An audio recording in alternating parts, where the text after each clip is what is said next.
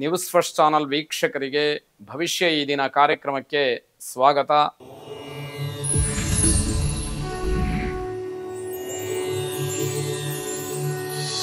ಮೊದಲು ಮೇಷರಾಶಿ. ಮೇಷರಾಶಿಯವರಿಗೆ ನಿಮ್ಮ ಪ್ರತಿಭೆ, ನಿಮ್ಮ ಚಟುವಟಿಕೆ ಇತ್ಯಾದಿಗಳನ್ನು ಸರಿಯಾಗಿ ವಿನಿಯೋಗ ಮಾಡಿಕೊಳ್ಳಿಕ್ಕೆ, ಅದರ ಉಪಯೋಗವನ್ನು ಪಡ್ಕೊಳ್ಳಿಕ್ಕೆ ಒಳ್ಳೆಯ ಮಾರ್ಗ ಸಿಕ್ಕುವಂತಹ ದಿವಸ. ನಿಮ್ಮಲ್ಲಿ ಏನೋ ಪ್ರತಿಭೆ ಇರುತ್ತೆ, ಅದನ್ನು ಯಾರು ಗುರುತಿಸಬೇಕೋ ಅವರು ಗುರುತಿಸಿರುವುದಿಲ್ಲ. ಈ ದಿವಸ ಅದಕ್ಕೆ ಸರಿಯಾದಂತಹ ಒಂದು ಗುರುತು ಸಿಕ್ಕಿ ಅದರ ವಿನಿಯೋಗ ಉಪಯೋಗಗಳು ಆಗ್ತಕ್ಕಂಥದ್ದಾಗುತ್ತೆ. ವ್ಯವಹಾರದಿಂದ ಬರಬೇಕಾದಂತಹ ಬಾಕಿ ಹಣ ಏನಾದರೂ ಇದ್ದರೆ ಈ ದಿವಸ ನಿಮ್ಮ ಕೈ ಸೇರಬಹುದು. ಆ ಪ್ರಯತ್ನದಲ್ಲಿ ನೀವಿದ್ದರೆ ಆ ಹಣ ನಿಮ್ಮದು ಆಗ್ತಕ್ಕಂಥದ್ದಾಗುತ್ತೆ. ವ್ಯಾಪಾರ ವ್ಯವಹಾರದ ದೃಷ್ಟಿಯಿಂದ ಸ್ವಲ್ಪ ದೂರ ಪ್ರಯಾಣವನ್ನು ಕೂಡ ಮಾಡುವ ಯೋಗ ಇದೆ, ಅದರಿಂದ ಲಾಭ ಇದೆ. ಹಾಗಾಗಿ ಆ ಪ್ರಯಾಣ ನಿಮಗೆ ಯೋಗ್ಯವಾದಂಥದ್ದಾಗುತ್ತೆ. ವಿದೇಶ ಪ್ರಯಾಣದ ಬಗ್ಗೆ ಚಿಂತನೆ ಇದ್ದರೆ ಅದಕ್ಕೆ ಪೂರಕವಾದಂತಹ ಒಂದು ವ್ಯವಸ್ಥೆಯನ್ನು ಮಾಡಿಕೊಳ್ಳಿ. ಆ ಪ್ರಯತ್ನವನ್ನೂ ಮಾಡಿ ಮುಂದಿನ ದಿನಮಾನಕ್ಕೆ ಅದು ಅನುಕೂಲವಾಗಿ ನಿಮಗೆ ಫಲವನ್ನು ಕೊಡ್ತಕ್ಕಂಥದ್ದಾಗುತ್ತೆ. ಭವಿಷ್ಯದ ಯೋಜನೆಗಳನ್ನು ಮನಸ್ಸಿನಲ್ಲಿ ಲೆಕ್ಕ ಹಾಕ್ತಾ ತುಂಬ ನೀವು ಆಕರ್ಷಿತರಾಗ್ತೀರಿ. ನಾಳೆ ಹಾಗಿರ್ಬೋದು ಹೀಗಿರ್ಬೋದು ಅಂತಕ್ಕಂತಹ ಕನಸನ್ನು ಕಾಣೋದಕ್ಕೆ ಪ್ರಾರಂಭ ಮಾಡ್ತೀರಿ ಅಂತ ಅರ್ಥ. ಕುಲದೇವತಾ ಪ್ರಾರ್ಥನೆಯನ್ನು ಮಾಡಿ ಶುಭವಾಗಿ. ವೃಷಭ ರಾಶಿ.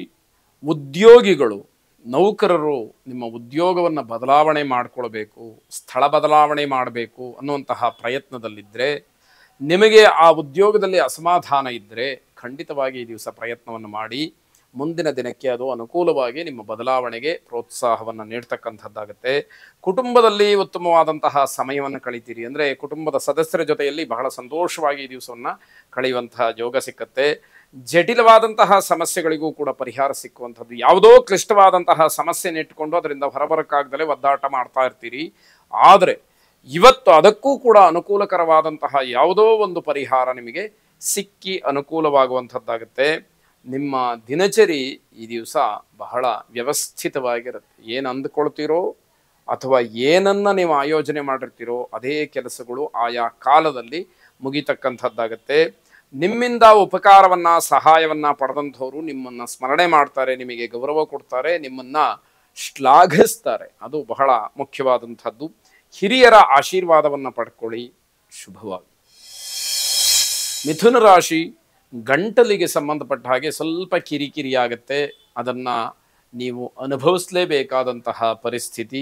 ಸೋಂಕು ತಗುಲಿರ್ತಕ್ಕಂಥದ್ದು, ತಗುಲುವಂತಹ ಸಾಧ್ಯತೆ ಇದೆ.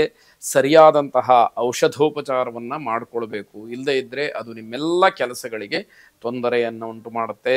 ವ್ಯಾಪಾರ ವ್ಯವಹಾರ ಉದ್ಯೋಗ ಇವೆಲ್ಲವೂ ಕೂಡ ನಿಧಾನಗತಿಯಲ್ಲಿ ಸಾಗುವಂತಹ ದಿವಸ. ನಿಮ್ಮ ಅರ್ಜೆಂಟಿಗೆ, ನಿಮ್ಮ ಆತುರಕ್ಕೆ ಯಾವುದೂ ಕೂಡ ಮುಗಿಯುವಂಥದ್ದಲ್ಲ. ತಾಳ್ಮೆ ಪರೀಕ್ಷೆಯನ್ನು ಮಾಡ್ತಕ್ಕಂಥದ್ದಾಗುತ್ತೆ. ಯಾವುದೇ ಒಪ್ಪಂದಗಳಿಗೆ ಸಹಿಯನ್ನು ಹಾಕಬೇಕಾದ್ರೆ ಸರಿಯಾದಂತಹ ರೀತಿಯಲ್ಲಿ ಆಲೋಚನೆಯನ್ನು ಮಾಡಿ ತೀರ್ಮಾನ ಮಾಡಿ. ಕಾನೂನಾತ್ಮಕವಾದಂತಹ ವಿಚಾರ ನಿಮಗೆ ಸ್ಪಷ್ಟ ಇರಲಿ ಅನ್ನುವಂತಹ ಮಾಹಿತಿ. ಕುಟುಂಬದ ಜವಾಬ್ದಾರಿಗಳು ನಿಮಗೆ ಒತ್ತಡ ಹೆಚ್ಚಾಗೋದಕ್ಕೆ ಕಾರಣವಾಗುತ್ತೆ. ಇಷ್ಟೇ ದಿವಸದಲ್ಲಿ ಈ ಕಾರ್ಯವನ್ನು ಮಾಡಿ ಮುಗಿಸ್ಬೇಕು ಅಂತಕ್ಕಂತಹ ಒತ್ತಡ ಇದೆಯಲ್ಲ, ಅಥವಾ ಆ ರೀತಿ ಜವಾಬ್ದಾರಿ ಇದೆಯಲ್ಲ, ಅದು ನಿಮಗೆ ತುಂಬ ದೊಡ್ಡ ಸವಾಲಾಗ್ತಕ್ಕಂಥದ್ದು.